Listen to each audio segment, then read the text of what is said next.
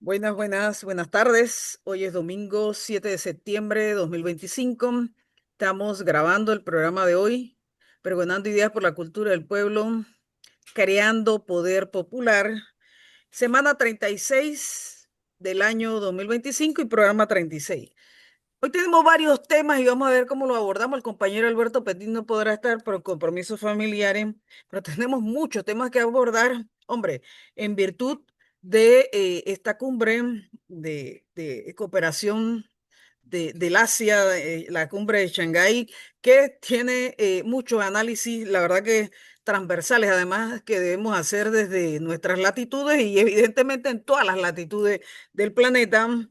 Vamos a ver varias aristas de esa conversa y probablemente no nos va a dar la hora, seguramente la próxima semana también estaremos hablando en el plano nacional, bueno, del fenómeno de la chiquita Brands y lo que implica para el movimiento sindical, para el movimiento popular y en realidad para el modelo de desarrollo que tenemos y de relaciones laborales que está siendo absolutamente trastocado por este gobierno que tiene al frente de, yo diría que todo el Ejecutivo, porque no hay ningún ministerio que se salve, personas que desconocen la materia para la cual han sido contratados o contratadas. Y por supuesto, hoy es 7 de septiembre, compañero, y no lo podemos pasar desapercibido. Porque estamos justamente en un nuevo embate del neocolonialismo, del imperialismo estadounidense en el territorio panameño, pero de paso, no solamente frente al tema del canal, sino en función de la crisis de geopolítica global de los Estados Unidos, la retoma de su patio trasero parece ser una política de Estado, una política exterior del gobierno de Donald Trump y lastimosamente en el caso de Panamá no tenemos un gobierno que tenga una postura clara de defensa de lo nacional, de defensa de la seguridad, de la integridad, de la historia, de todo lo que hemos construido. Y bueno, entre eso, por supuesto, la administración del canal que parece tan bien, tengo que decirlo con mucha preocupación, parece estar en estos momentos amenazada y trastocada toda su institucionalidad y a merced de las presiones que está recibiendo el administrador del canal y la junta directiva de esa institución, la más importante en materia económica del país y que toman decisiones al margen del interés nacional. Entonces, son temas muy neurálgicos lo que vamos a tocar hoy, 7 de septiembre, 48 años después de esa firma de esos tratados que uno planteó una conquista generacional de mujeres y hombres, nuestras abuelas, abuelos, padres, madres, que desembocaron en esa culminación, ¿verdad? De esa tarea que era la abrogación del tratado con el que nació la República en concubinato, bueno, el imperialismo a inicios del siglo XX con la oligarquía panameña. Y bueno, quedaron tareas pendientes, lo que hablaba en el programa que ahorita está al aire con el compañero amigo Jaime Flores en su segunda parte del programa, y 48 años después tenemos una tarea pendiente, aquí lo hemos venido hablando desde siempre en este programa, sobre la neutralidad del canal, la neutralidad permanente del canal, pero ahora sí tenemos que decirlo en el marco de el escenario de guerra que Toño lo viene apuntalando en el programa. Yo diría que de la neutralidad del territorio nacional está en crisis, en situación muy delicada. Entonces, miren, vamos a arrancar por el tema de la cumbre. Ambos me interesa escuchar su análisis de esa cumbre, el significado que es para en la nueva geopolítica global, los actores, por supuesto, pero también, hombre, el desenvolvimiento que además en el marco de esa cumbre estuvo la conmemoración de los 80 años, ¿no? De el fin de la Segunda Guerra Mundial. Entonces, bienvenido. Yo creo que vamos a arrancar contigo, Jorge. Esa cumbre, el significado de esa cumbre y bueno, los distintos escenarios que se dieron en el marco de esa cumbre. Bueno, mira, ante todo, saludos, Rebeca Yanis, Antonio Méndez y saludos al compañero Alberto Petit, quien bueno, no podrá acompañarnos el día de hoy por compromisos familiares que son importantes también. Me gustaría primero contextualizar lo siguiente. Hablaría, ¿no?, sobre la situación internacional, abordaríamos el tema del memorándum, la situación de agresión actualmente en la zona que compromete la neutralidad de nuestro país, para que Méndez con posterioridad aporte material sustancial en relación al tema de las bananeras y la maniobra fascista que hizo el Estado oligárquico y el gobierno en componenda con la transnacional para tratar de derrotar al movimiento popular y al sindicato en Bocas del Toro, amenazándolos con la persecución, con una estrategia de despido y de hambre para luego hacer ver que regresa. Definitivamente fue una estrategia para derrotar al movimiento popular. No se trató de la ley 462, es una auténtica lucha de clases para el gobierno de turno y los imperialistas. Ellos sí palpan, ellos sí notan en esencia cuál es el trasfondo de la situación, temen a sectores organizados que hablen de la necesidad de defender los intereses sociales y que hablan de la necesidad de construir un Panamá justo y que realmente sea soberano. Entonces, me, me interesa pues que contextualicemos el programa en esos términos como lo sugería Méndez. Bueno, en la semana que culmina hoy, se dieron dos fenómenos de impacto mundial que hicieron temblar al planeta. Creo que hay que estar muy sumido en la cotidianidad, muy lejos de las noticias, muy lejos de las verdaderas eh, actualizaciones en materia geopolítica para no saber la trascendencia de lo que sucedió. Mientras de este lado del continente hablábamos, tema no menos importante, de la agresión de Estados Unidos a la República Bolivariana de Venezuela y los asuntos domésticos de nuestro país. Hablamos de dos hechos que se dieron en Asia, del otro lado del planeta Tierra. Primero, la reunión en China del Grupo de Cooperación de Shanghái, más de 20 estados del Pacífico y del Asia, incluyendo lo que se llama el Medio Oriente, una cumbre en donde participaron gobernantes de estados como la China Popular, India, Rusia,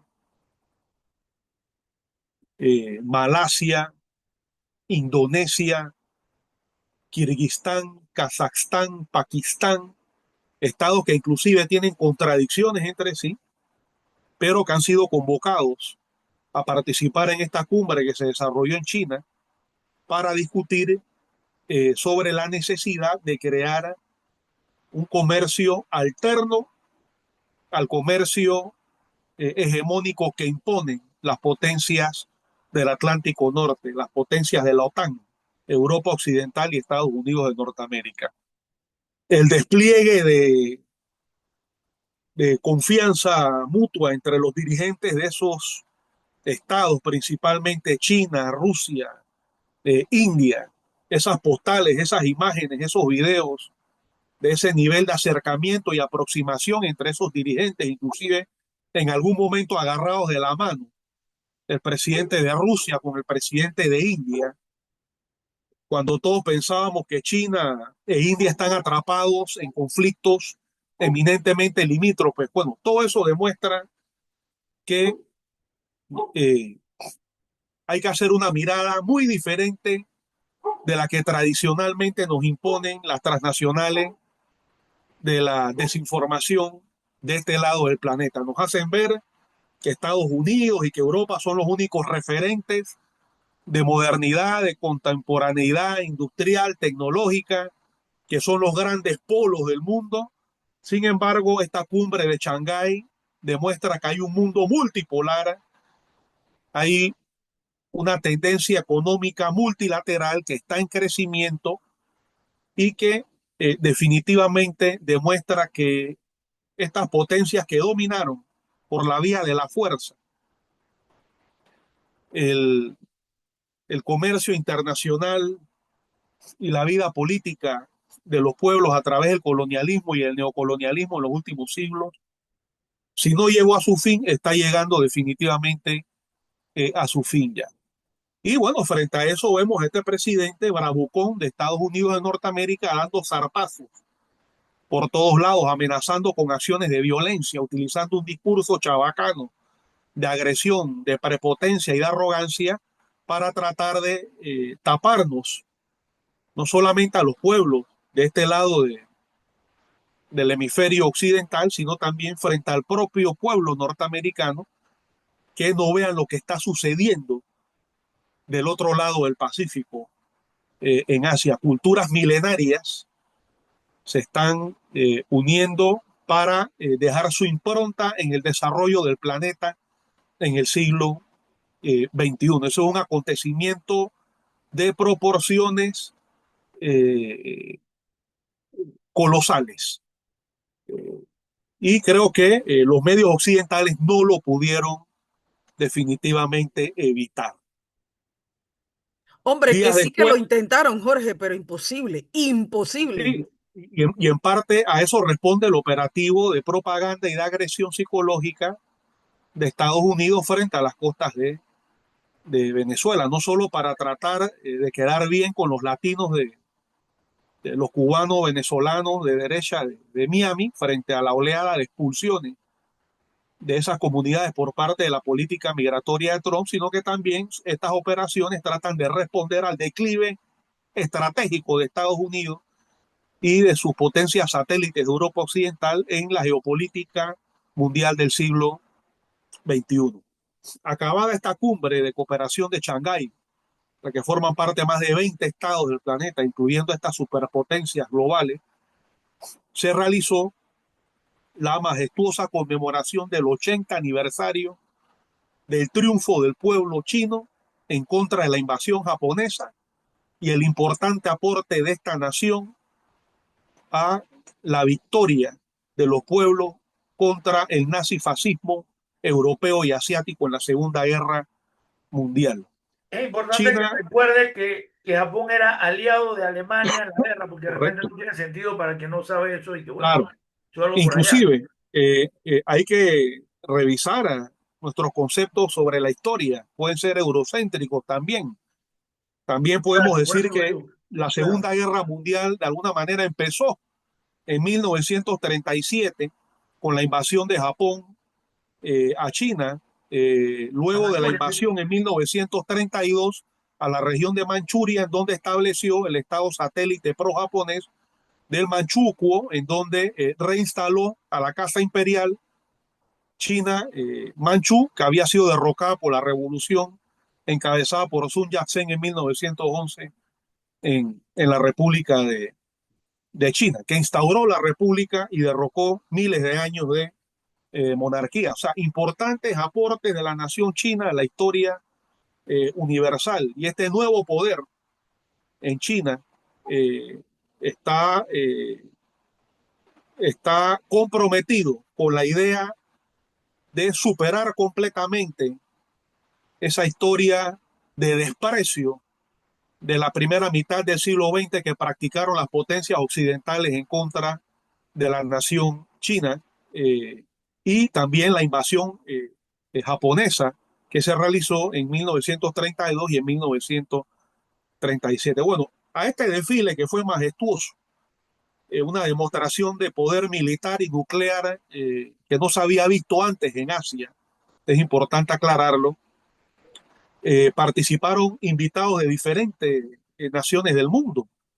Participó Irán, participaron varios países del sudeste asiático, varios países del Pacífico y del Medio Oriente, y destacó una vez más la presencia del presidente Vladimir Putin de la Federación Rusa y Kim Jong-un, líder máximo de la República Popular Democrática de Corea, mejor conocida como Corea del Norte, caminaron, hablaron y se pasearon como si estuvieran en su casa Y, estos Europa, dirigentes. y Eso Turquía también. demuestra, eso demuestra un nivel de complicidad global, un nivel de complicidad estratégica sin igual en los anales de la historia contemporánea. Eso demuestra que los poderes occidentales clásicos no son ya la única referencia de fuerza geopolítica a nivel mundial, y es muy importante que en Panamá veamos eso para que se nos abra la mente y entendamos que Estados Unidos no es lo único en el mundo. Mira, Jorge, fue tan impactante esas imágenes,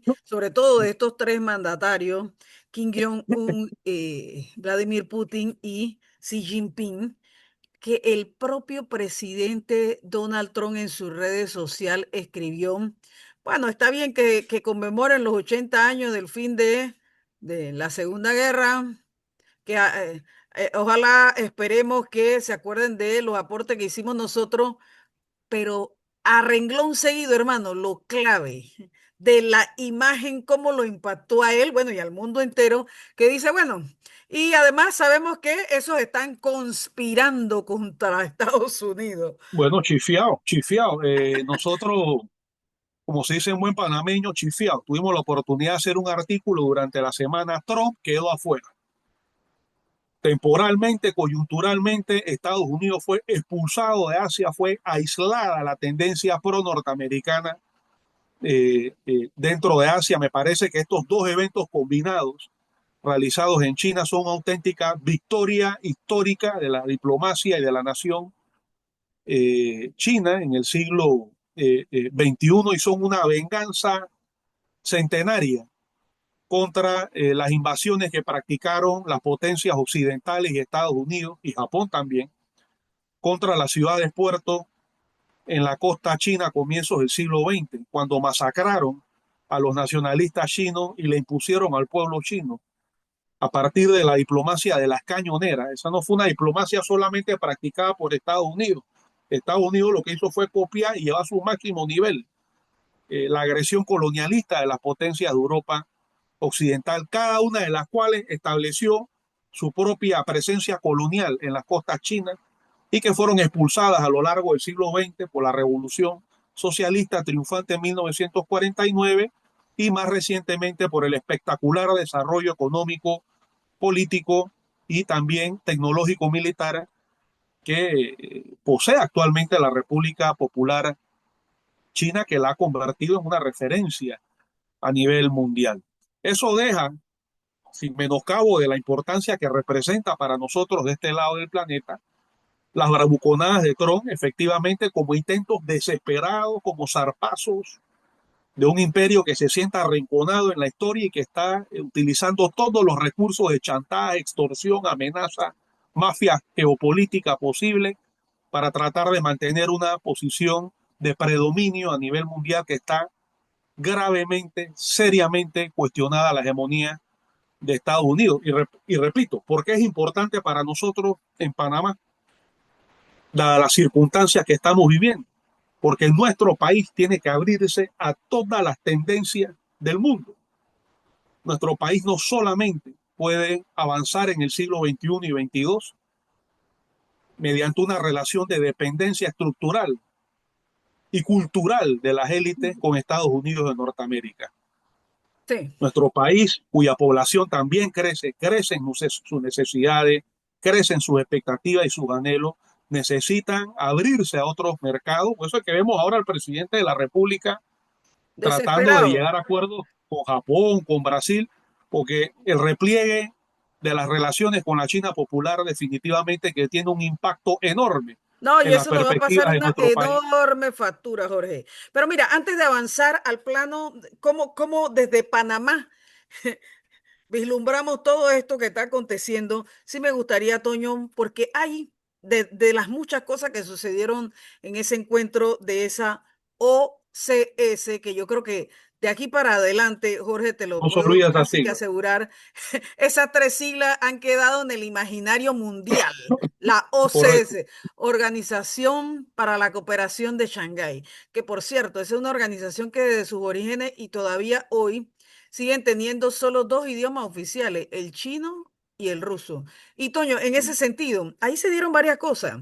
No solamente la llegada así, como lo hizo Kim Jong-un, que impactó, la verdad, porque llegó y se posicionó en el primer nivel, o sea, en la primera línea de toda ese encuentro que significa, no para el Asia, para el planeta entero, un giro civilizatorio extraordinario y el que esa figura haya participado y de paso haya afianzado que eh, la República Popular de Corea es hoy por hoy una potencia que además se alinea con, no solo se alinea en materia comercial con ese extremo del planeta, sino también en materia comercial. Ello significa para el planeta una resignificación del caso coreano, pero también, Toño, hubo una reunión de la que poco se sabe entre esos grandes China, Rusia y bueno, su vecino geográfico, y por eso te pregunto a ti, porque eso es parte de tu disciplina, Mongolia. ¿Qué significado tiene ese encuentro de varias horas y que los periodistas y analistas todavía están intrigados porque poco se sabe de lo que se habló en esas horas, Toño? Cuidado, Toño, que estás en silencio. Sí, gracias. Mira, Ah, antes de decirte los mongoles, aquí es muy importante, quiero hacer tres caracterizaciones muy breves sobre el punto en que estaba Jorge, ¿no?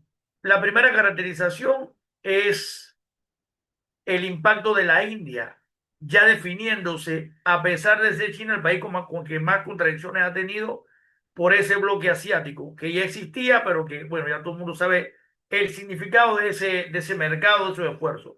Ni hablar de que ese esfuerzo queda con tres potencias nucleares dentro de su contenido. ¿Ah? Rusia, China, la India, cuatro, y Corea del Norte. Yo creo que eso es muy importante y que los aliados de los Estados Unidos en la región se lo tienen que pensar muy bien cuando llegue el momento bélico, ¿sí? Esperamos que no llegue. Eso es lo primero. Lo otro es que ese momento es el producto de las dos políticas de la potencia emergente y la potencia en descenso. ¿A qué me refiero? Mientras Estados Unidos está literalmente amenazando y chantajeando al mundo para por la fuerza recuperar su poder, ¿no? Lo cual ha tenido como contradicción que ha empujado a aquellos que querían tener cierto nivel voy a decir neutralidad, no es la palabra, digamos de no apuro, por meterse tan de lleno en los bloques, pues el caso de la India es el más importante de todo, pues ahora dos políticas diferentes, la de desconstrucción de los Estados Unidos y la de construcción de China, uno viviendo en zozobra incluso interna, ¿no? Tratando de retomarse la región de las Antillas a gran velocidad en lo que es la tendencia de los Estados Unidos a proponer a Rusia y a China que se dividan el mundo, y en lo que es la negativa de Rusia a China de aceptar ese tipo de esquema como se dio después de Yalta y Potsdam. Esas dos políticas, o sea, esa reunión de Shanghái es producto, aunque no hayan invitado a Occidente, es producto de la política de Occidente, sobre todo los Estados Unidos. Entonces, mira cómo es la política de los Estados Unidos, presionando, poniendo, porque Era, vaya, Toño, los Estados Unidos y sus aliados. y su aliado. Y el detonante fue amenazar de esa manera a la India. Y con eso nos dieron cuenta que la balanza que ya se estaba decantando en favor de China, que ya está, pero ahora pesa más todavía en favor de los países asiáticos, ¿no? Me preocupa porque el resultado de eso es que Estados Unidos se acelera más, se aloca más en su llegada por Ahora, acá, como lo está paréntesis, haciendo. Toño, me gusta mucho Ah, que utilices ese concepto de peso porque hablando de pesos y contrapesos, la verdad es que esta organización con tres siglas simplemente aplastó política y organizativamente a la OCDE, que tiene 4 siglas, pero que la gente va a borrar de su mente, de su memoria, de su imaginario, porque la cooperación que brinda la OCDE, así como tú lo estás diciendo, con toda clase de mecanismos de presión y de censuras y qué sé yo, de cortapisa, la OCS dice nuestro mecanismo va a ser totalmente contrario a el que aplica la OCDE. Entonces, Ah, la semana que acaba de pasar, simplemente desaparece la OCDE también del imaginario de todos los que participaron allí. bueno, y ahí con eso termino esta parte del comentario porque quiero ya lo de Mongolia. Antes veíamos, cuando hay un escenario de un gran debate diplomático, donde se negocian cosas importantes, siempre está el salón de reuniones y aquellos actores que interesan que estén alrededor no tienen unos cuartitos viendo lo que está pasando entre los poderosos por televisión. Hoy día, por primera vez en la historia, siento que el escenario central, incluso sin tu contraparte, o sea, los Estados Unidos, se dio en el gran salón de esta conmemoración china y los otros son los que están, Estados Unidos, incluido Estados Unidos y Europa, viendo en el cuartito de al lado por televisión. Creo que es la primera vez que pasa allá, eso, esa evidencia allá. Sí, porque acuérdate, tenemos un mundo unipolar. Estábamos en una transición que terminó muy rápido. Ya estamos en un mundo multipolar, pero todavía no ha cambiado el orden mundial. Pero claro, una cosa va a llegar a la otra. Cuando se derrumbe, todo el mundo sabe qué es lo que. Si alguien me pregunta qué hace falta para que aparezca un nuevo orden mundial, yo, bueno, ya que el sistema norteamericano monetario, el subjeto, que es lo que controla y chantajea al mundo, caiga, ese va a ser uno de los principales indicadores. Cuando lleguemos ahí, estaremos a la puerta de la guerra. No, porque Estados Unidos tendrá que decidir si utiliza ese recurso o no lo utiliza. Creo que al final, dadas las condiciones de las alianzas que se están dando, ya no, ya ni con la guerra, o sea, eso sería una muy mala opción para los Estados Unidos porque podría terminar más abajo en la balanza y cerca del escalón en que hoy día se ha posesionado hacia abajo Europa, ¿no? Una derrota en una guerra mundial para Estados Unidos significaría que estaría como estaba Europa hoy, ¿no? Y bueno, no voy al tema de Mongolia. Mira, lo que pasa es que recuerda que Rusia siempre tuvo una polémica a lo interno de Rusia sobre su orientalidad o su occidentalidad. La occidentalidad la empezó a generar Pedro el Grande a principios del siglo XVIII, creó una ciudad en el Báltico, Petrogrado, después se llamó Leningrado, cualquier error de nombre ahí, Jorge, ¿me ayudas? Que vaina, él es el abogado y soy el profesor de San, historia, pero yo estoy más viejo San- que él, así que a veces le pido ayuda. San Petersburgo y San después fue Petersburgo, Leningrado. ¿no? Ajá, y después fue Leningrado. Bueno, San Petersburgo por Pedro el Grande, ¿no? Se abre a Europa y por ahí, de los Urales nada más, de los Urales que está al norte del cambio y termina en el Mar Blanco, me hubiera gustado presentar un mapa, lo voy a haber hecho, es el 20% del territorio ruso. No es el territorio más rico, que también tiene muchos recursos naturales. El 80% de la población rusa vive de los Urales para Europa y el otro, el 20%, y el otro, el 20% del territorio tiene el 80% de la población rusa. Y el otro 80% del territorio tiene el 20% de la población rusa. Y no solamente rusa, perdón, de la población que vive en Rusia, porque son varias etnias y varios grupos con etnias, ok. Pero en su reconexión con Asia, y siendo Asia que el mercado va a crecer más, pues Rusia también tiene que ir a correr, porque la expectativa de Rusia apenas 13 años era lograr un acuerdo con Europa, era reconectarse, no sin el hecho, no es que no había relaciones con el Oriente, que también fue Rusia, que era Kazajistán, Kirguistán, Uzbekistán y eso, todo están, ¿no? Pero son lugares con mercados débiles, ya no tienen el desarrollo de la fuerza productiva, no, eso fue lo que quedó de la dispersión de la Unión Soviética, pero el mercado es China, ¿no? Y lo otro, y ese irse hacia el oriente de Rusia tiene un problema, que Rusia todavía no tiene suficiente infraestructura de conexión. Rusia tiene que articular trenes, vías fluviales, que por suerte las hay muchas, vías fluviales. Yo sé que no cualquiera que tiene un mapa de Rusia en la cabeza, pero yo estoy obligado por mi carrera que es geografía. Y entonces ahí va a haber una articulación entre trenes veloces, ¿no?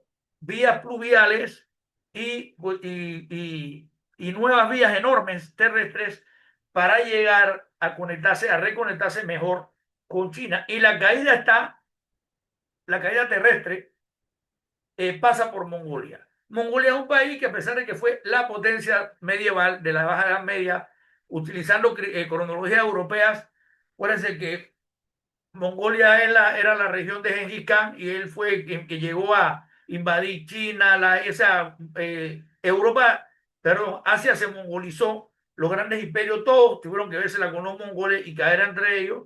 Pero los mongoles no tenían una cultura tan fuerte como para sostenerse como el imperio que le diera coherencia a todo eso. Nada más le dio coherencia a la ruta de la seda, la fortaleció, pero por lo demás, Mongolia ha quedado reducido a lo largo de la historia a un país con poca población, con poca estructura económica, etcétera, ¿no?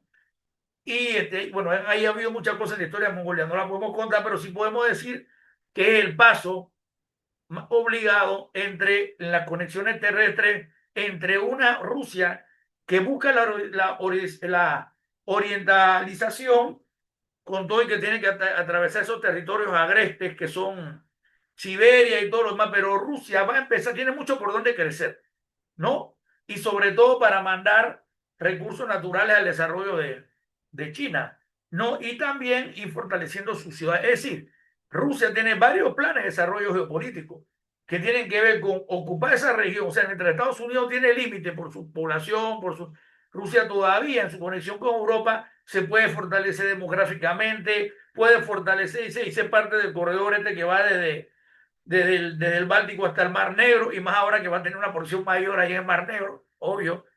Eso que termina siendo un subpunto en la geopolítica de Rusia. Un país como Rusia tiene intereses geopolíticos pues impresionantes, enormes, ¿no? O sea, imagínate, Jorge, lo que debe ser la geopolítica de Rusia. O sea, con todo lo que toca, todas las fronteras que tiene, entonces tiene que construir esta infraestructura, articularse con China, y Mongolia es el paso. Incluye gasoductos, incluye transporte de petróleo, el comercio terrestre, etcétera, etcétera. O sea, por ahí, vaya, así tiene, bueno, se tiene que preparar también para promover una política migratoria y una política demográfica para hacer crecer los mercados, un área que todavía es infinitamente rica en recursos naturales, ¿no? Y ahora en conexión. Entonces, el papel de Mongolia es la interconexión, pero Mongolia, Rusia y China han sido mucho más, es una figura social, ha sido mucho más caballeresco con Mongolia y le están permitiendo que ella sea una enorme beneficiaria del interés de ambos. O sea, no como acá, que el imperialismo viene, se chupa la naranja y tira el chupón, como somos nosotros, ¿no? Entonces, allá el paso por Mongolia es la estructura que va a atravesar Mongolia, es muy importante en el proceso de conexión de Rusia con China, ¿no? Entonces yo pienso, bueno, pienso que por ahí es suficiente, podremos darle seguimiento a esto, pero es parte del proceso de orientalización de la economía global, mientras la vieja Europa se queda ya en sus estertores finales, no porque desaparezca, bueno, Europa tiene 450 millones de personas muy consumidoras, pero ellos ya, mira, ayer hice un pequeño ejercicio, ayer no, hace como 2 días, sobre cuántas de las economías que no están totalmente vinculadas a los Estados Unidos, su principal socio, allá en Asia, su principal socio comercial es China. Y la respuesta fue sencilla. Yo dije, sí, bueno, vamos a ver hasta cuándo Estados Unidos está presionando, hasta cuándo esta gente es anti-China, pero en el fondo son pro-chinos, en la práctica comercial. ¿Saben cuántas potencias de las que Estados Unidos está tocando hoy, tratando de convencer hoy, a traérselo a su lado? El caso de Tailandia, por ejemplo, que toda su principal socio comercial es China. A Correcto. eso, en la eventualidad incluso de una guerra, yo quiero saber qué va a hacer un país como Corea del Sur, conectada como está con China y cerca de la frontera con Rusia. Corea del Sur no va a durar, pero nada, ¿no? Y ahí el Mira, recuerdo, sí, pueden irse por mar a refugiarse a Japón. bueno, exactamente. Bueno, yo Tienen creo que esa opción. esa alianza que han montado los Estados Unidos en el Pacífico no va a durar mucho. Porque Estados Unidos, que sí está invirtiendo enormemente en el crecimiento de su naval, también hay que estudiar a la contraparte. Estados Unidos se está preparando gigantescamente, aunque Estados Unidos es la potencia marítima de este siglo, del pasado de este, nadie lo duda, pero para hacer una guerra oceánica, o sea, para darle apertrechamiento y sostener sus aliados oceánicos, insulares, o sea, Japón, entonces Estados Unidos tiene que hacer, vaya, prepararse para la guerra marítima. Pero está más cerca de la costa, mantener ese esfuerzo de guerra allá es algo bien difícil para los Estados Unidos. Entonces, hasta ahí pienso yo que estoy explicando la importancia de Mongolia, ¿no? Como un territorio que está entre el oriente de Rusia, entre Rusia y China, ¿no? Para empezar. En Muy este bien. primer bloque del programa, Jorge, como para luego venir al caso no solamente panameño, sino la verdad que regional latinoamericano, Ujú. pero no podemos cerrar esta conversa sobre ese encuentro de la OCS en Shanghái o en China y las repercusiones que ciertamente ya está teniendo en el mercado económico, porque eso es una organización de cooperación, vaya, de cooperación que fundamentalmente todo parece que lo ubicáramos como cooperación económica, pero es que no, entre sus principios y sus preceptos y tal y tal y tal, otras cooperaciones, incluyendo Claro. militares. ¿Me Mira, explico? todo el que fue a China, a los dos eventos, eh, sabe a qué se está sumando. Sí, Claramente. allá no fue ningún inocente, tal cual. Todo el que fue sabe que todos esos eventos en la geopolítica mundial, eh, y en las noticias y la propaganda internacional va dirigido contra Estados Unidos y las potencias satélites de Europa Occidental, todos los cuales están aglutinados en la OTAN, que es la organización político-militar que defiende a las potencias clásicas del siglo XX. ¿Contra qué? Bueno, contra toda fuerza en el mundo o fuerzas en el mundo que se rebelen contra los designios de estas potencias antiguamente dominantes. En su momento lo hizo contra el Pacto de Varsovia, es decir, los países de Europa Oriental unidos en el socialismo, y ahora contra todo tipo de unidad, todo tipo de coordinación internacional que con independencia de la naturaleza del régimen de organización social y política del cual se trate, desafíe los intereses de estas potencias del Atlántico Norte. Yo pienso que estos eventos que se han dado en Asia son importantes para reinterpretar la historia. Así como en Occidente hay una tendencia a reducir el papel de la Unión Soviética y de los pueblos del este de Europa en la derrota del fascismo alemán, podemos decir que en términos más generales aún, hay una tendencia a ignorar el papel de Asia en la lucha contra el fascismo en la Segunda Guerra Mundial en términos generales. China cumplió un papel también. La resistencia del pueblo chino desde 1937 contra el Japón imperial, sumado a la derrota que le propinó la Unión Soviética a Japón en 1939, en la frontera entre el Manchukuo y la Unión Soviética, eso permitió que las fuerzas japonesas no se pudieran organizar para invadir a la Unión Soviética por Siberia y de esa manera hacerle una tenaza a Moscú con las fuerzas alemanas y fascistas de Europa invadiendo eh, eh, por Occidente y desde Siberia una invasión japonesa. La resistencia del pueblo chino arrojó fácilmente entre más de 10 millones, entre 10 y 20 de chinos muertos desde 1937 a 1945. No solamente producto del enfrentamiento militar y las bajas civiles derivadas de la guerra, sino producto de asesinatos deliberados cometidos por el imperio japonés en contra de la población china, que fue objeto de todo tipo de experimentos macabros de guerra biológica y de guerra química similares a los que practicó el doctor Mengele y las SS nazi en la Europa Oriental en contra de la población de origen judío y otros pueblos de Europa. Entonces, estos eventos nos permiten reinterpretar la historia y comprender también el papel que jugó la lucha de los pueblos de China y del resto de Asia en contra de el fascismo a nivel mundial, puesto que no podemos olvidar que el Japón suscribió con la Italia de Mussolini y la Alemania de Hitler dos pactos.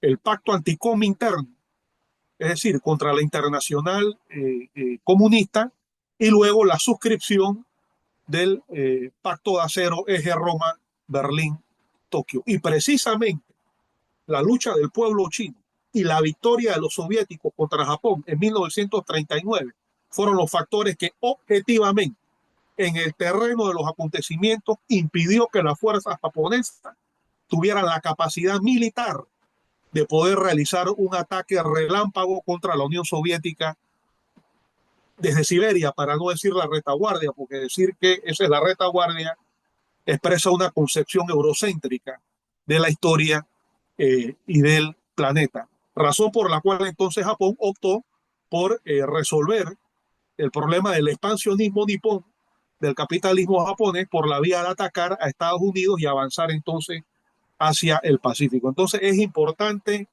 estos eventos y el mensaje que envían para poder reinterpretar la historia y asignarle al pueblo chino y a los pueblos de Asia, o sea, al pueblo filipino, que también resistió durante años contra la invasión japonesa. Los hindúes, el papel que jugaron en todos los frentes de la Segunda Guerra Mundial luchando contra el fascismo. Nadie habla de ellos en Occidente.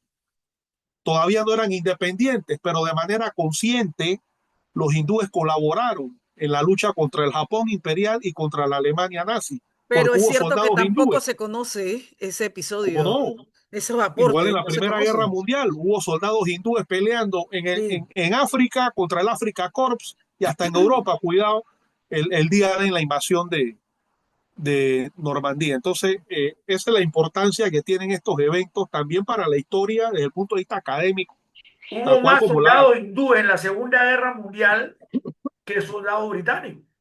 Así es. Bueno, pues, Por ejemplo, Hablando de números, hablando de números. poco se sabe la relación larga de amistad que ha tenido Mongolia con Moscú desde Exacto. los orígenes de la Unión Soviética. Recordemos que en Mongolia, Mongolia fue el primer estado del mundo extrasoviético en instaurar un régimen de carácter socialista, Mongolia. Entonces hay Exacto. relaciones históricas de afinidad pues con potencias enfrentadas a las hegemonías de Occidente. Y ese papel de Mongolia que decía Rebeca y rescatabas tú Méndez en una reunión de 3 horas, ahí hay una conspiración regional y hay una conspiración definitivamente de carácter internacional. Y la gran Y ganadora va a ser Mongolia, porque allá van los capitales chinos y los esfuerzos rusos, me explico, claro, a ayudar a organizar su infraestructura, claro. ¿no? De una manera asequible, pareciera porque que ellos también van, o sea, ellos ya tienen ya esos acuerdos están bien avanzados. yo creo que eso nos lleva a estudiar la influencia cultural que tiene Mongolia en ambos estados. Ciertamente, Claro, Tiene que claro. ciertamente. ser muy Hay grande por población razones mongola en históricas. China. Es más, la Tiene mayoría que de ser los muy mongoles no viven en Mongolia, viven en China. claro. Para que sepa. Yo creo Ciertamente que hay así una es. importante población rusa que tiene genes mongoles también y de Exacto. otros países de la Europa Oriental. Así que creo que debe haber un respeto cultural Exacto. por Mongolia, ¿no? Un país que, bueno, si lo ponemos a ver, en los últimos 100 años no ha sido satélite de ninguna potencia En su occidental ni proceso de de Estados Unidos. desintegración, Bueno, no le conviene. en su proceso de su desintegración, acuérdate que en Mongolia se convirtió, hubo emperadores chinos mongoles, hubo emperadores Correcto, hindúes correcto. mongoles, pero para el área rusa se constituyó al final de la Edad Media una región que se llamaba la Horda de Oro, enorme, que estaba cerca próxima al mar Caspio, pero un territorio enorme. Uno de los vasallos de ellos, lo último que tenían como habían avasallado a Moscú era el Kazán. ¿Te acuerdas que Kazán es donde Es decir, tenía a Moscú como vasallo. Y, y, Exacto. para, y el imperio ruso comienza cuando Moscú ya se libera de ellos, ¿no? Pero Ujú. hay o sea, ellos quedaron dentro, ese grupo humano quedó dentro de la influencia soviética y ahí, bueno, hay una Claro. tradición mongola en rusa que es muy importante. Hasta ahí. Vale, interesante. Sí, Importante.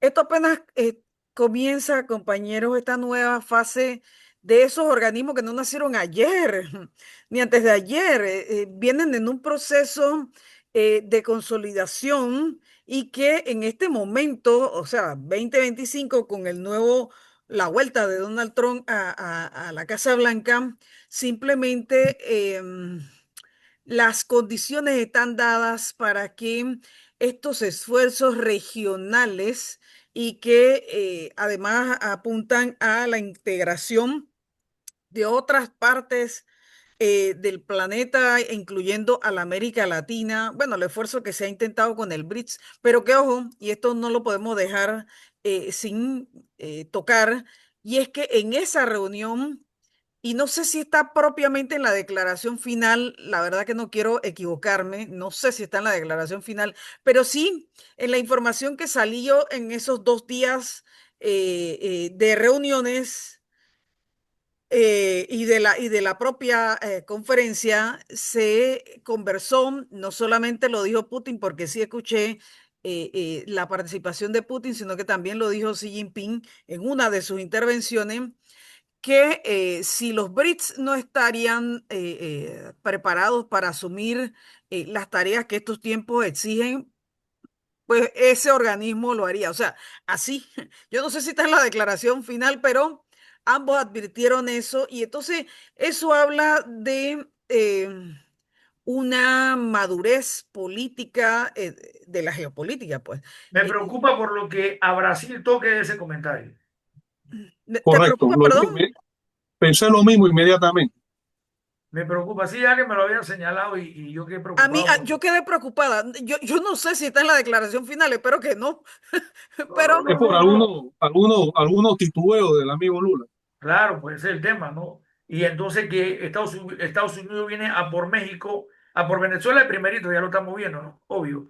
Pero yo creo que todo esto está haciendo que Estados Unidos acelere su maquinaria militar. Por ahí tengo ujú. un documentito que se llama Los intereses geopolíticos de los Estados Unidos en Centroamérica y el Caribe, muy decididor, está muy claro, pero es la Bueno, Méndez, velocidad. que a propósito de eso y antes de que entres en esa materia, y luego de lo cual me parece que debes de hablar del tema de las bananeras, eh, yo creo que es importante señalar que lo que ha sucedido en el Caribe, además de la maniobra esta de agresión, que es una guerra híbrida, una guerra psicológica, una guerra militar, una guerra de aislamiento Económica. político, el bombardeo a esta lanchita, que primero trataron de hacer ver que era un buque, que ha provocado muchas dudas a nivel mundial. Ahí habría que señalar lo siguiente, que con independencia de eso, Estados Unidos no tiene las facultades legales para proteger sus fronteras navales a miles y miles de kilómetros, si no la han atacado. O sea, ellos no son los custodios de las aguas internacionales. Eso viola absolutamente la Carta de las Naciones Unidas, que establece que la violencia en ese tipo de casos solamente cabe cuando es para practicar la legítima defensa Oye, en alta paréntesis, mar. paréntesis, porque es importante que quede claro en este programa. Entre los invitados de organismos multilaterales estaba Guterres, que es el secretario general de la ONU. Y en la declaración final sí está, porque eso sí lo leí incluso, no me acuerdo dónde, y también lo vi en las noticias, sí aparece la solicitud de ese organismo, la OCS, Ajá. de reformar integralmente la ONU. Bueno, Bueno, mira, qué bueno que mencionaron esto y lo mencionó Jorge porque se nos había ido eso de la mano. Mira, Es que lo que está pasando, a ver, el orden de las Naciones Unidas era el orden norteamericano que ha sido sancionado por esta separación del resto del mundo de Estados Unidos. Pero es que es obvio que la ONU, a ver, ¿a qué le estoy contestando en este momento? Una pregunta tácita y sobreentendida de lo que dijo Jorge. A ver, sí, a Estados Unidos ese orden jurídico ya le estorba. Estados Unidos como una potencia, como cuando las potencias hacen estos detectores ¿no? Estados Unidos, ese orden jurídico que por sí no lo respeta, o no sé hasta dónde lo respeta, creo que muy poco, pero uno de los capítulos que viene es la desintegración de ese tipo de estructura, para que los Estados Unidos pueda seguir, continuar apropiándose por cualquier vía de lo que quiera o pretenda apropiarse.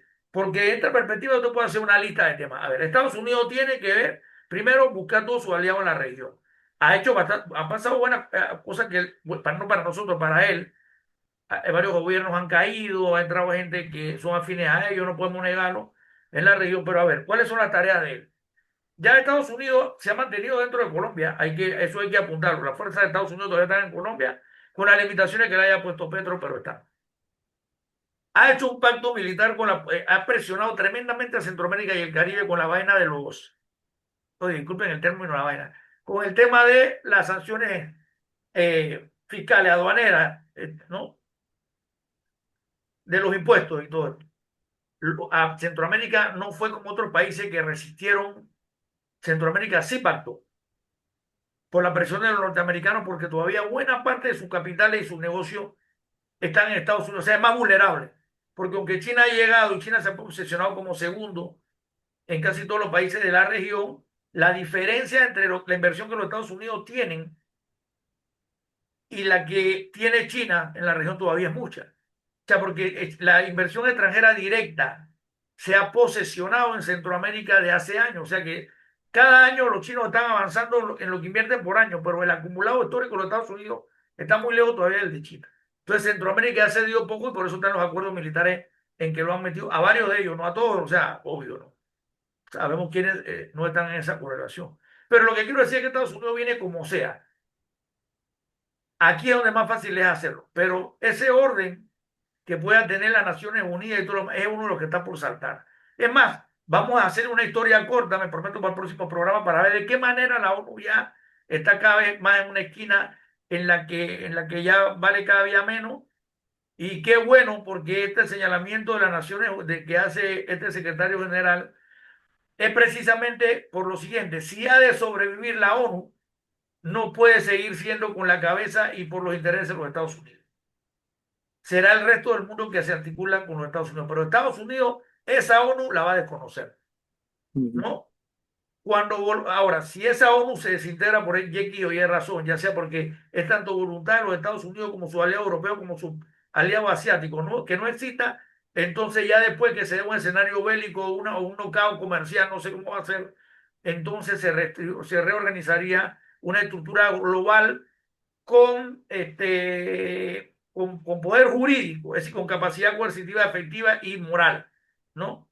Entonces, eso es lo que vamos a ver con esa institución. Y faltó decir que efectivamente yo no, es como una barrera de resistencia que todavía es muy endeble. Pues aquí nosotros siempre haremos el esfuerzo, ustedes lo pueden ver con Jorge González, a los oyentes, que siempre tratamos de defender el derecho, ¿no?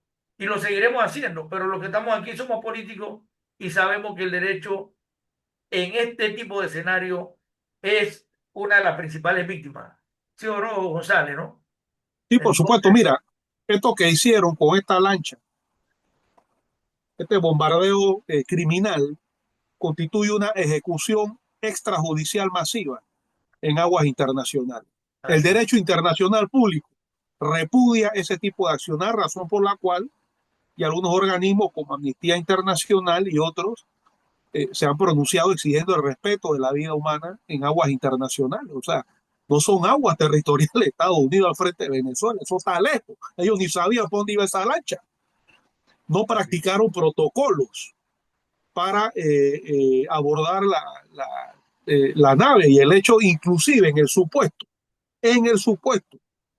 de que ahí llevaran cargas ilícitas desde el punto de vista internacional, no faculta a Estados Unidos para que en alta mar bombardee de esa forma una lancha y mate a 11 personas. Es más, ese tipo de lancha, según algunos especialistas, ahí no caben muchas personas, razón por la cual se duda que corresponda a la imagen de una lancha de narcotraficantes. Cuidado que es una lancha de migrantes y han masacrado de manera Sí, miserable parece que son a todas. inmigrantes porque si fueran pescadores son demasiados, es lo que se entiende. Ese es un crimen de lesa humanidad. Lo que han hecho es abonar en su propia contra Y Estados narcos Unidos de son mucho Norteamérica, menos. Sí. producto de su prepotencia, ¿no? Y el interés ese de proyectar una imagen de poder en contra no solo de Venezuela, sino en contra de Panamá, inclusive de toda la región, porque cuando ese barco pasa y se queda aquí en Panamá, es enviando un mensaje. No podemos olvidar que Donald Trump en el mes de enero amenazó a nuestro país con una invasión y una ocupación militar. Eso no lo podemos olvidar. Por esa razón es repudiable que un grupo de diputados de esta Asamblea Nacional se haya reunido con el embajador de Estados Unidos para conspirar contra las relaciones del Estado panameño con China.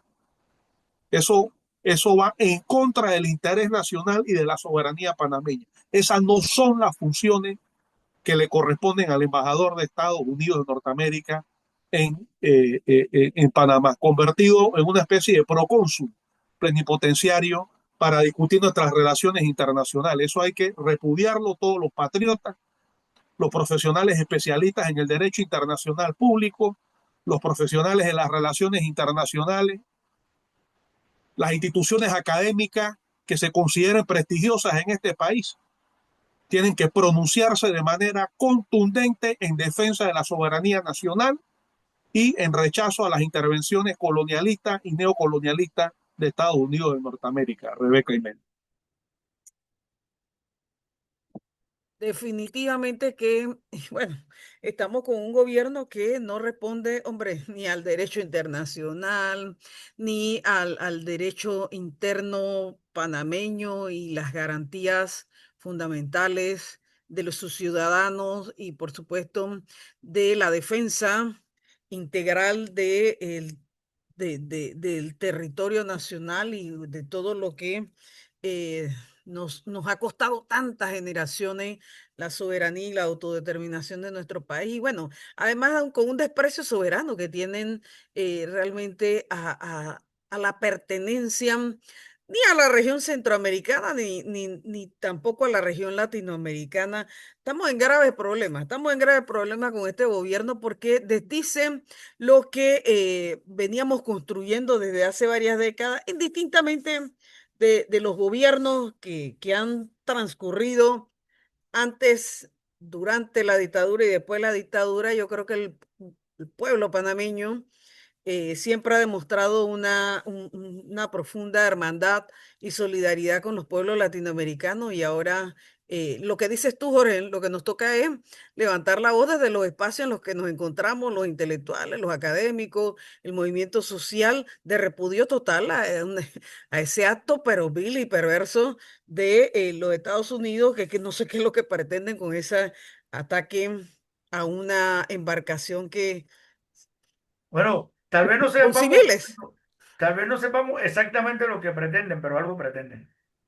No, intimidar, Enviar, eso, Claro. amedrentar a la enviaron, gente. enviaron un Pero qué mensaje. bien, qué bien le puede hacer al ejército de la potencia más grande del mundo atacar una lanchita. Una lanchita, o sea, es ridículo, hasta O sea, ridículo esa es. parte todavía, mira, o sea, es obvio que ellos están fraguando una serie de justificaciones, como el caso de lo de Maduro y el narcotráfico, y una serie. Pero que la lanchita los atacó, Mira, los amedrentó la lanchita, por mira, Dios. empieza a ver, porque ya tú lo ves que está en el discurso del Molino, empieza a ver que el tema del narcotráfico se va a elevar a la N potencia, que es el tema en México, que es el tema, bueno, en Colombia siempre lo ha sido, pero en Venezuela no lo es. Y mira cómo lo han involucrado con eso, porque Venezuela, en el tema del Pero narcotráfico, el narcotráfico eh, allá no es ni eh, negocio, no, Toño. bueno, por eso te estoy Ellos diciendo que fabrican su Venezuela no fentanilo es y un su lugar porquería allá mismo. que tradicionalmente tú puedes decir que, bueno, este es uno de los puntos del narcotráfico, ¿no? Eso no lo es. Oye, pero No yo, lo es, tú, no lo es. Ya sí, no quieren consumir cocaína, ya no les gusta la cocaína, entonces consumen químicos, porquerías que producen en su laboratorio en los Estados Unidos. O sea, el narcotráfico latinoamericano ha tenido que ir a otras latitudes porque ya los Estados Unidos no quieren consumir cocaína.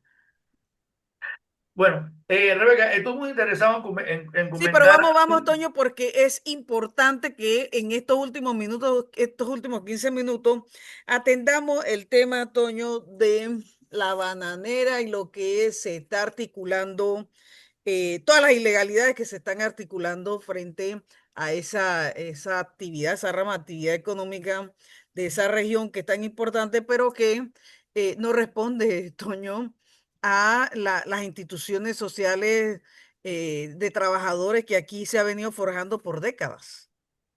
Bueno, antes que nada, te voy a pedir que me habilite para compartir pantalla. Sí, señor. Vamos a ver si por fin, a mí cómo me cuesta aprender esto, que es una cosa boba, pero... Bien, miren, yo quiero empezar diciendo, no estoy consternado, este gobierno nada me extraña, aunque antes quiero dejar dicho que existen importantes contradicciones también, quiero que las revisamos acá, entre el Estado profundo panameño y los niveles de sacrificio que los Estados Unidos le está exigiendo a este país, porque está poniendo en peligro que este país se debe a una plataforma que es internacional, no binacional. Y por algunas investigaciones que he estado haciendo, podemos esperar, y eso vea que está haciendo Molino, buscando que apoya la neutralidad y buscando apoyo para un gasoducto para poder competir, el canal para poder modernizarlo rápido antes que sigan los otros esfuerzos de exclusión del uso de Panamá, de salida de su vínculo con Panamá, que es lo que Estados Unidos está obligando. Estados Unidos está obligando con sus presiones a que el mundo vea otra forma de resolver el problema que resuelve el canal de Panamá. Incluyendo, Toño, a la propia Europa. O sea, está Exactamente. obligando a la propia Europa a no ser tan sumisa a Estados Unidos hasta en eso. Exactamente, exactamente. Mire, este es un tema que nosotros lo hemos debatido, un tema en buena parte nuevo, por su nuevo significado, y en buena parte viejo. Pero lo voy a empezar diciendo así, después todo el tema de Boca del Toro. A ver, yo sé que de la posición desde nosotros, la gente, yo por lo menos que soy un hombre de izquierda y convicto, confeso, no puedo quitarme ese rótulo después de haber militado toda la vida en la izquierda. Soy también una persona que cree en la democracia, es decir, en el derecho de los pueblos, ¿no? A darse su propio gobierno o a experimentar la forma de administrativa que bien tenga para hacer su felicidad. Cuando no la encuentra en un lugar, de una forma, con un método, con una estructura, va abriendo su nueva trocha y buscando su nuevo destino. Yo como hombre de izquierda, digo, tengo que aceptar, aún en el medio de que acabamos de recibir una derrota política, los sectores sociales, no del todo derrota, pero derrota hasta cierto punto.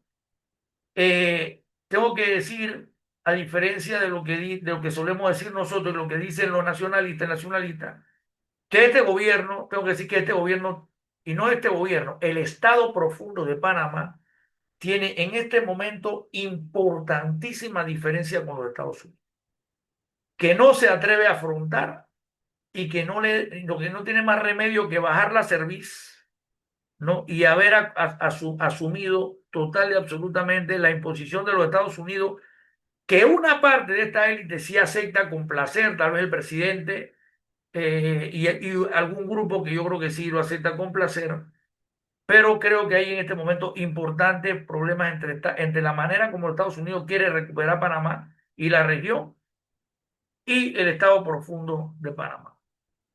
El estado profundo, para que y le interesa el término, es aquellas élites que subyacen al poder, que trascienden los gobiernos, ¿no? Son aquellas élites que no solamente son élites financieras, sino que se articulan con las élites que controlan el aparato judicial, el sistema bancario, las distintas áreas económicas. Ellos subyacen. Son la gente que usted ve que en todos los gobiernos están. Vamos a poner que tienen empresas como, vaya, hasta que Molino más le ha dado concesiones, que tiene empresas constructoras, ¿no? Etcétera. O sea, bueno, ellos son la gente que está por arriba de los gobiernos. las que mandan a los gobiernos, ¿ok? Bien. Panamá tiene una determinada estructura económica y la manera como Estados Unidos nos está haciendo hacia sí. O sea, queriendo mostrarle al mundo que nos controla totalmente, saquen a los chinos, cuando ya Panamá tiene ese nivel de importancia en relaciones comerciales con los chinos, saquen a los chinos, yo me voy a tomar a ese nivel que Estados Unidos ha venido y se ha tomado Panamá, creo que no quiere aceptar esa élite. Pone en peligro la propia construcción de la economía panameña, que ya desde el principio de este siglo controla el canal y los puertos, y ya de por sí eso lo ata a todo el mundo, no solamente a los Estados Unidos.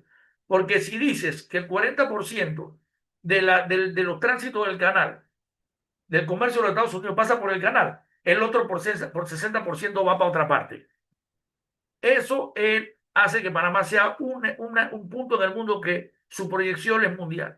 Ni hablar del sistema financiero que empezamos a construir aquí en la década del 20, el sistema de banca offshore, todo esto que permite que el mundo venga a meter dinero aquí, la banca, etcétera. Eso también está articulado con el mundo. Y cuando los Estados Unidos quieren quedarse solo con Panamá, el resto del mundo, en este momento de la historia, antes tal vez la gente lo hubiera aceptado, los países, pero hoy día como el mundo es multipolar y como la gente le escatima a los Estados Unidos el poder, pues ahora la gente, el mundo no acepta ese nivel de control de los Estados Unidos siendo una potencia en retroceso y otra en avance. Entonces eso hace que le crea a Panamá problemas con el resto del mundo y pone en peligro la propia existencia del sistema financiero y pone en peligro el canal de Panamá. Todos los grandes negocios de Panamá, de aquello de lo que vive la élite y los que tienen a ese Panamá que es rico contra ese Panamá que es pobre,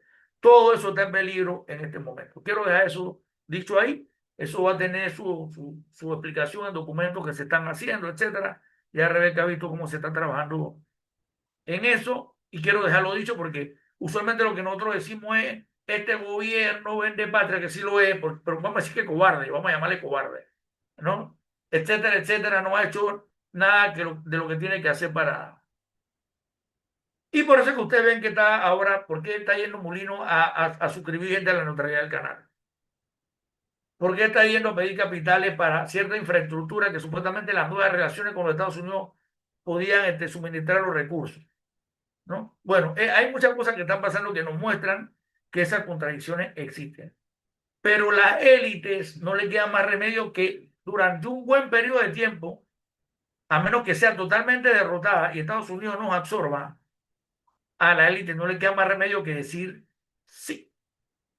Eso la convierte en la élite genuflexa que nosotros usualmente denunciamos, pero que no quiere decir que no tiene sus niveles de contradicciones. Si ella sucumbe, si ella cae, todo el mundo que enfrenta hoy a los Estados Unidos y su práctica va a enfrentar también a Panamá.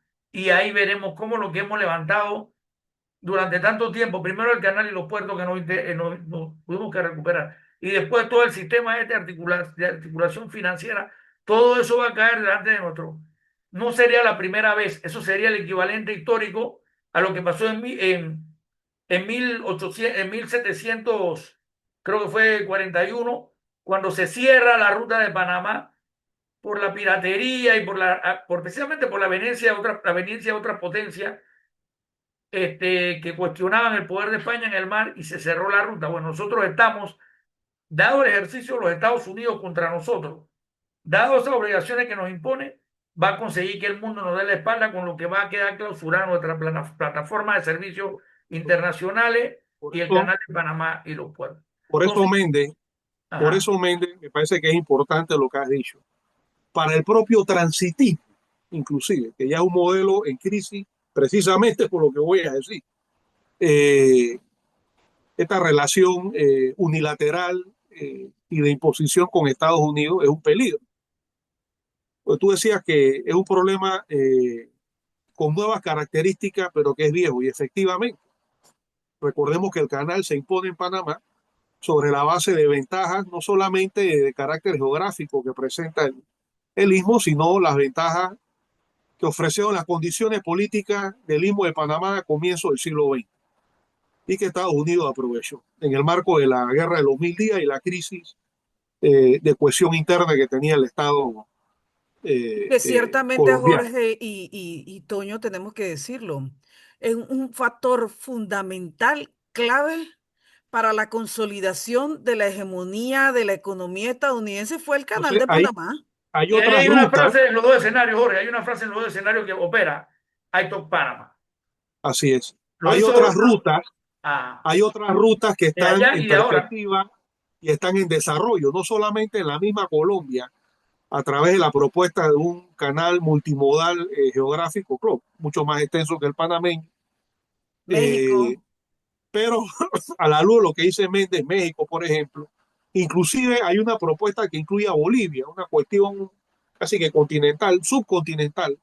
Es Ujú. decir, pareciera que son modelos irrisorios al lado del canal de Panamá, pero es que son propuestas estratégicas ante la posibilidad de que el canal sea completamente secuestrado por Estados Unidos de Norteamérica y sea utilizado de manera antojadiza por Estados Eh, Unidos, ignorando el Tratado de Neutralidad, Tal cual. ignorando los acuerdos en materia de cobro de peajes y peso de mercancía, y lo utilice vulgarmente en contra del comercio mundial para Para beneficio presionar de a Estados Brasil, por Unidos. ejemplo. Para presionar a Brasil, por ejemplo, en su comercio con Sí, Por China. ejemplo. Por ejemplo. O sea, tomárselo por la buena o por la mala e imponer su propia estructura de precios contra todo el mundo. Entonces, frente a eso, hay otras propuestas en desarrollo a nivel de la exacto. zona. Ese es el peligro actual.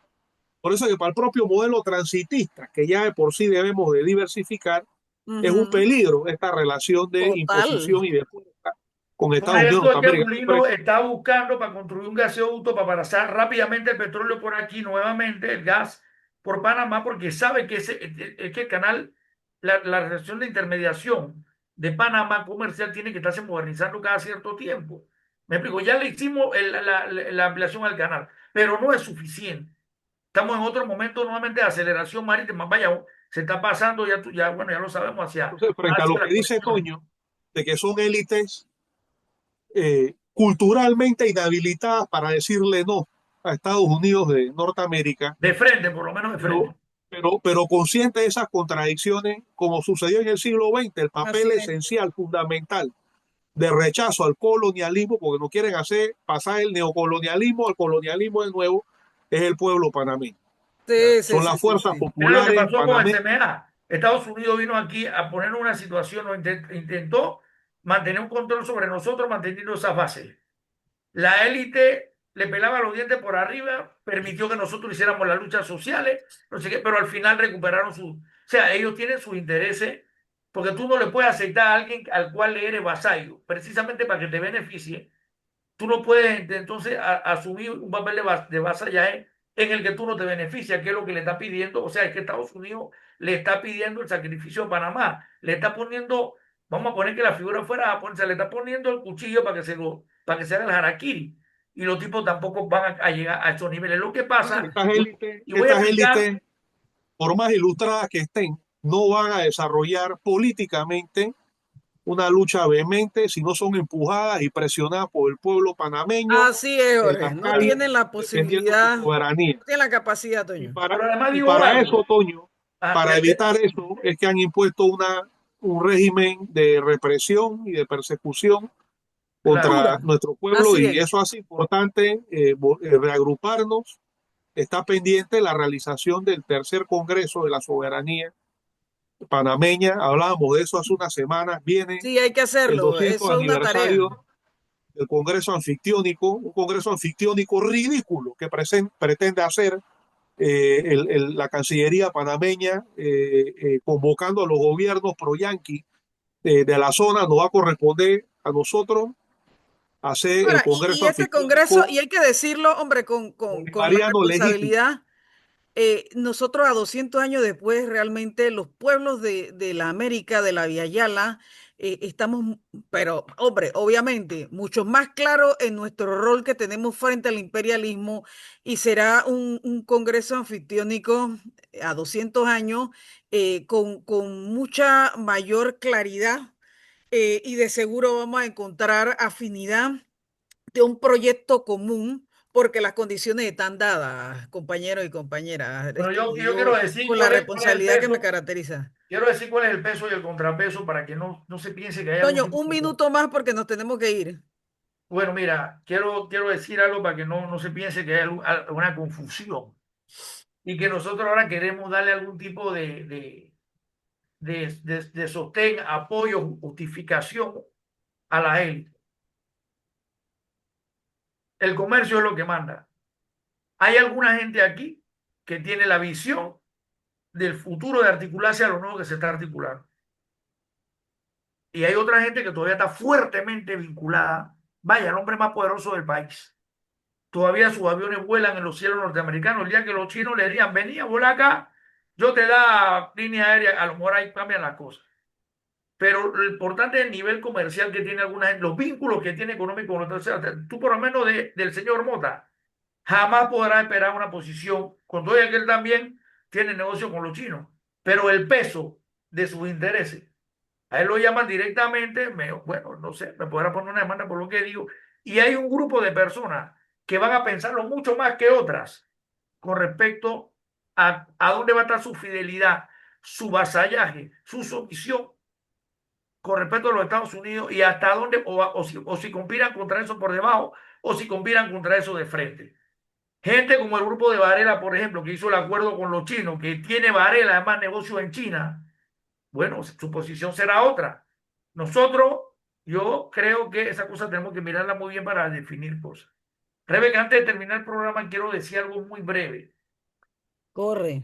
Me parece que es el tema de Boca del Toro. Mira, te voy a decir que me parece ridícula la actitud y aprovechada y mafiosa, como bien dijo Jorge González antes que empezara esto, o no sé si lo dijo durante, del gobierno con respecto al tema de Boca del Toro. Esta empresa bananera tiene en Panamá uno de sus mejores sueldos. Aquí contrataba 5.000 de los 13.000 trabajadores que tiene, de los 18.000 que tiene en todo el mundo. Aquí tiene una capacidad instalada. Ellos no están regresando al país porque no quieran hacer ningún favor. Ellos quieren volver al país porque aquí ya tienen toda su infraestructura, etcétera, etcétera. Boca del Toro, además que es una vergüenza para un gobierno que reivindique una empresa que tiene articulado un espacio socioeconómico como un espacio de pobreza y de miseria, que es lo que sabemos que es Boca del Toro, con todo y que hubo los nuevos esfuerzos este, del turismo, etcétera, que son los que han hecho que la mediana de salario allá. Ese es un lugar donde la mediana de salario está, creo que unos $115, $120 por debajo de la mediana de salario nacional. Ese es un lugar donde uno de cada dos personas, Rebeca, tienen salarios muy bajos, no bajos, muy bajos. Muy bajos es por abajo de los $600 y por abajo de los 1.000 es bajo. Para el costo, porque además Boca del Toro es un lugar más caro. Bueno, no, ya como no nos queda tiempo, tenía preparado eso, explicarle, criticar al gobierno que ha sido incapaz, a este gobierno que no comienza ahora, comenzó con el de Martinelli, y que en ambos casos lo que le ha dado es bala a esa población, a ese lugar que Boca del Toro, que tiene el 4% del Producto Interno Bruto del país apenas, de la población por ahí también. Me parece que el decir que están haciendo el gobierno con la transnacional están viniendo a rescatar aquel estado de miseria en que los sindicatos y el movimiento popular dejó a esa pobre provincia. Vaya, me parece el acto de cinismo más grande de la historia. Y que hayan aprovechado para continuar el proceso de desarticulación hasta el ostracismo del sindicato me parece terrible, porque esto ubica a este gobierno de esta manera que con esto termino. A ver, hay una tremenda historia de luchas contra esa bananera de que era la Unite desde 1899 para acá. Han habido increíbles luchas que primero empezaron siendo de sindicalistas y después ya con gobiernos formales como el de Torrijos.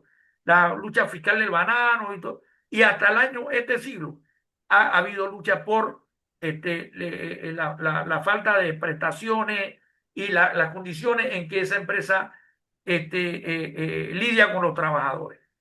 Lamentablemente tenemos algo ahí que presentar, pero ya no hay tiempo. Quiero que sepan que esa lucha ha seguido hasta este siglo.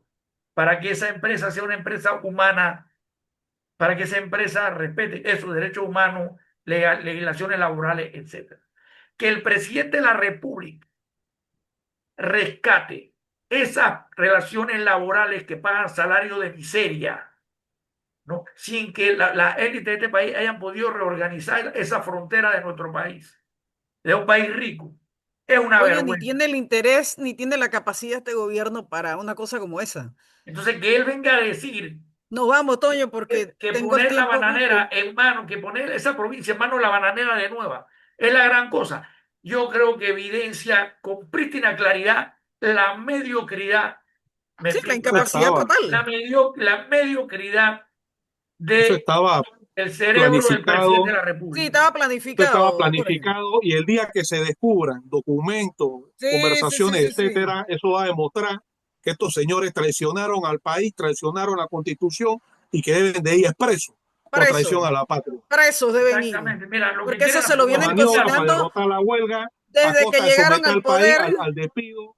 Fue una maniobra para derrotar la huelga, Así es. conspirando contra la economía nacional. Son traidores a la patria. Traidores a la patria. eso pone la relación laboral de la población de esa región frente a la bananera por detrás de 1960. Así de Así, crudo. con claridad, lo pone 65 años atrás. Qué bárbaro. Manda a la relación Son unos y traidores a a las la relaciones sociales de patria, producción Toño. allá, mandan las relaciones sociales de producción de esa provincia 60 años atrás. De veras Pero nos que vamos, gente, no, porque el programa sale en unos minutos y tenemos que cerrar. Recuerden, la próxima semana nos vemos. Esto fue Pregonando Ideas por la Cultura del Pueblo, creando poder popular, Movimiento Político Patria, el MR9, la Asociación para la Unidad Comunitaria y Social y la Asociación de Sociólogos y Sociólogas egresados a la Universidad de Panamá. Nos vemos, chao, chao, la próxima semana. saludos, Hasta saludos. pronto.